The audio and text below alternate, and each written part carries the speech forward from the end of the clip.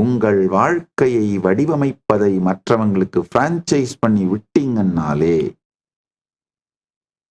நீங்க கான்சியஸா இருக்க வேண்டிய தேவையில்லாமல் போறதுனால கிரியேட்டிவா, அவேரா, உயிர்ப்போடு நீங்கள் இருக்க வேண்டிய தேவையில்லாமல் போறதுனால ஆட்டோ பைலட் மோட்லயே வாழ்ந்து அப்படியே செத்து போயிடுறோங்க. செயலிலே முழுக்க முழுக்க கான்சியஸா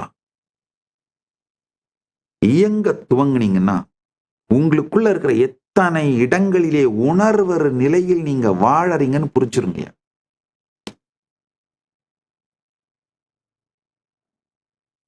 எத்தனை இடத்துல உணர்வற நிலையில் அன்கான்சியஸா வாழறீங்கன்னு புரிஞ்சாலே கான்சியஸா செயல்ல ஈடுபட ஆரம்பிச்சிருவீங்க.